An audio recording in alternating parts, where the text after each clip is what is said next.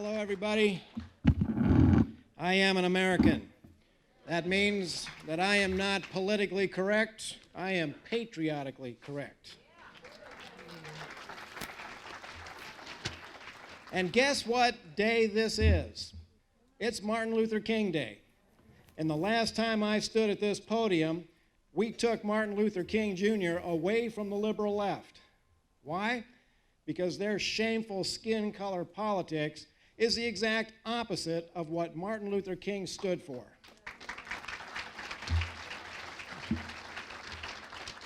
So last time around, we took him and made him a Tea Party guy, and man, the liberals howled like spanked monkeys. Did you see some of the internet responses to that? Conservative claims MLK for the Tea Party. Wah, wah. Well, I'm going to give them something new to howl about this time. Here's a wild bill bullet of truth for America. When it comes to promoting racial harmony and racial equality, the Tea Party beats the Democrat Party hands down.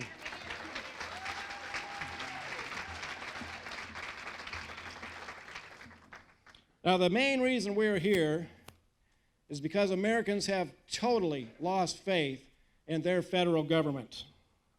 Years of betrayal have taken a toll. What do you think about the latest betrayal by the new Speaker of the House, Paul Ryan? Hold that thought, because in a few minutes I'm going to give you an opportunity to send Mr. Ryan a message loud and clear. So be ready. Now, one of the big problems that we're facing in our government is ongoing criminal activity in our government. Conspiracy to violate the immigration laws comes to mind. Sanctuary cities are illegal. Perjury, fraud, obstruction of justice, malfeasance of duty, giving aid and comfort to the enemy in a time of war. And what I want to know is, why do our congressmen continue to play political games with these criminal offenses against the American people?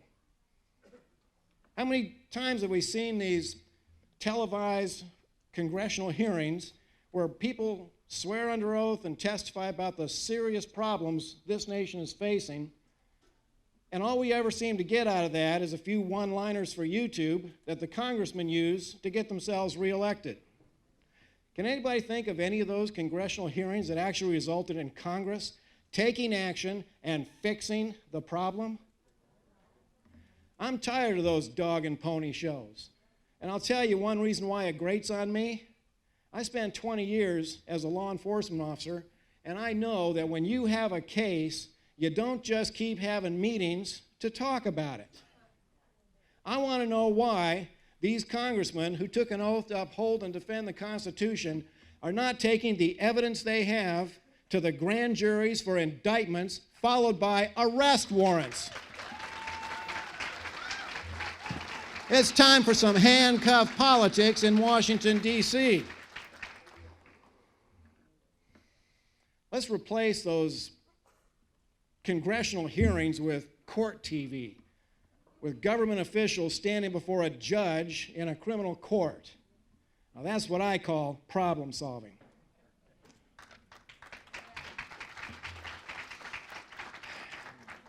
Now, I was at an event not too long ago with Sheriff Richard Mack and Chris Ann Hall, and we were talking about the gun whose life savings had been confiscated by the IRS. And we're talking hundreds of thousands of dollars. Why? He had been making bank deposits in amounts under $10,000, thus avoiding IRS reporting requirements. He hadn't broken any laws, but the IRS decided that he was obeying the law in a suspicious manner. So they cleaned out the guy's bank accounts, and they kept the money even though he was not charged with anything.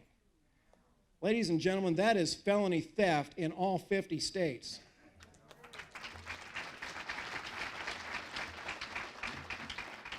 So I asked, what would happen if we were to go to the jurisdiction where that money was taken and take that to the state prosecutor for him to take it to the grand jury and then get arrest warrants.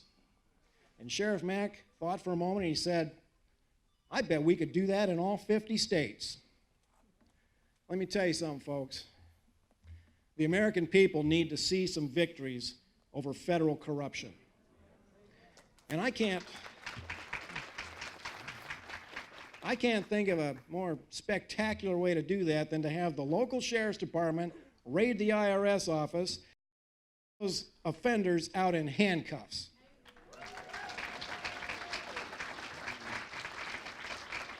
I don't believe those guys will ever face justice under the current federal system. So I say let those mongrels face state justice. It is states' rights that will give us victory over federal corruption.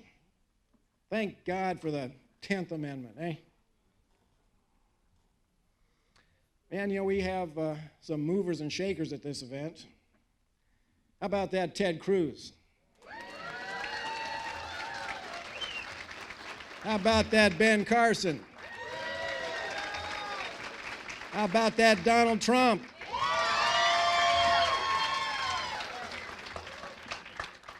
How about the new Speaker of the House, Paul Ryan? Mr. Ryan, I hope you're listening to this because what you just heard is the sound of revolution brewing in the United States. And it's brewing because of untrustworthy leadership by men like you. Thomas Jefferson said that whenever government becomes destructive to these ends, it is the right of the people to alter or to abolish it and to institute new government. Mr. Ryan, you better think carefully about which side you want to be on.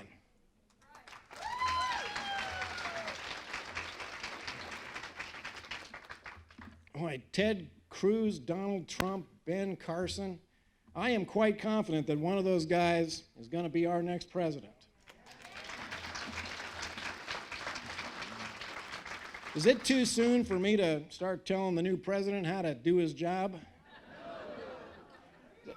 There's some things I want. I want the new president to establish a $5 million whistleblower reward for any congressional staffer who comes forward with information leading to the arrest and conviction of any member of Congress or the administration, and make it retroactive to include current and former members of the Obama administration. And here's the one that I want for my birthday. I would love to see the new president call for a special session of Congress to address a critical issue, that being America's loss of faith in the Congress. And then right then and there, take a step to restore our faith in Congress by subjecting every single member of Congress to the same random drug test that we have to take at our place of employment. How many of them would bolt for the door? And how many of them would go before the cameras to say, drug testing is racist? Yes, that is my Sheila Jackson Lee imitation. Mr. President, shut down the biggest money-sucking boondoggle in America, the EPA. And take every dime of that money and apply it to a pay raise for our military.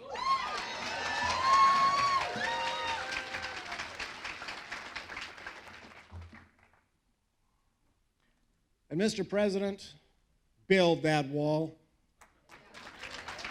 And make that wall the ninth wonder of the world. And if it's made of gold and says Trump all over it, I don't care. But if we don't get serious about enforcing our immigration laws, I fear that destruction will soon be upon us. When the liberal left look at this massive influx of foreign nationals into our country, they see a whole bunch of new Democrat voters. When I look at that horde coming across our borders, as a law enforcement officer and a military veteran, I see dangerous men. Men with a long, documented history of bringing destruction to every country where they gain a foothold. Remember the Alamo. My dad was a World War II veteran, 82nd Airborne.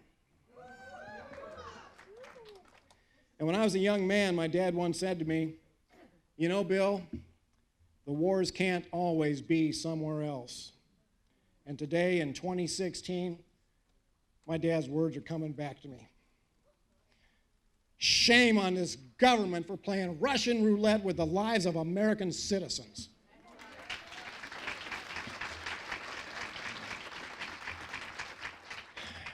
But most of all, folks, most of all, I want our new president to lead this nation back to our national motto, "In God we trust."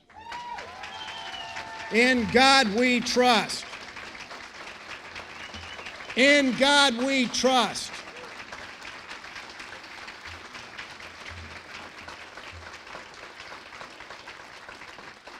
It is the traditional faith of America that has been attacked more relentlessly by the enemies of freedom than anything else.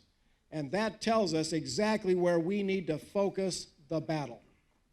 I believe that the greatest nightmare of the liberal left is that Americans would wake up from their slumber and declare once again, loud and clear, that we are one nation under God, whether the bad guys like it or not.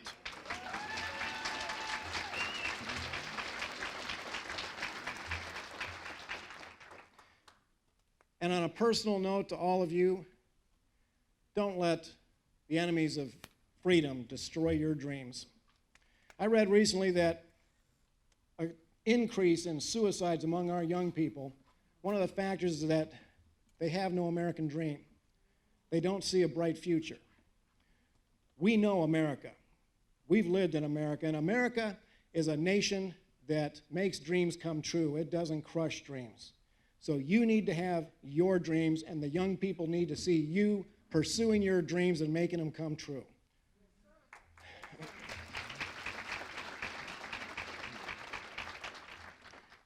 My dream is one day to do my little patriotically correct blurbs on national television. Andy Rooney's gone. Will Rogers is gone. I think there should be an opening somewhere. Ladies and gentlemen, I want to thank you for letting me be a part of the finest Tea Party events that I have been to. And I have been to events from Florida to California. Joe does a great job, and his team.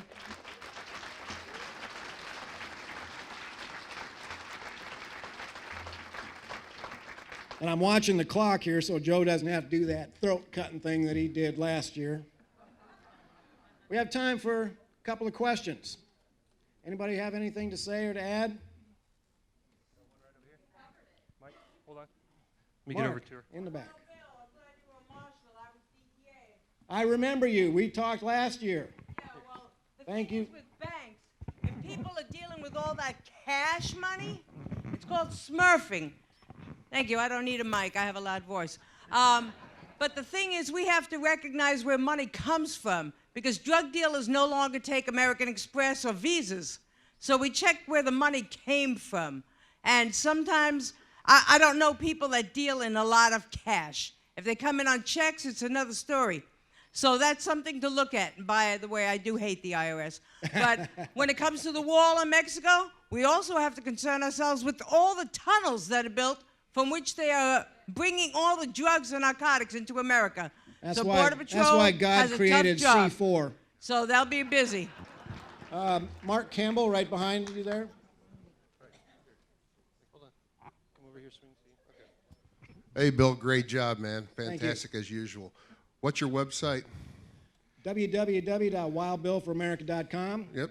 Best way to get me, though, is on YouTube. And have you seen the 13 Hours movie yet? No, I have not. So everybody should go see that. And also, and we have something upstairs. Come up and visit us, Bill. And great job as usual. Thank you. Let me tell you about a new project that David DiCrescenzo and I are working on. He's the editor of the Patriots Press. We're starting up the Outlaws Chapel. And our motto is this: when the laws of men violate the laws of God, our duty is clear. We must obey God rather than men. The Outlaws Chapel will be for men and women of faith who are determined to walk strong, even if it means having to disobey our own government. So it should be online sometime this week. Come join us. The storm clouds of persecution are forming over the USA, and ladies and gentlemen, we have some battles to fight. So thank you so much for having me, and I will see you on the Outlaws Chapel and YouTube, Wild Bill for America. Thank you. And America bless God again.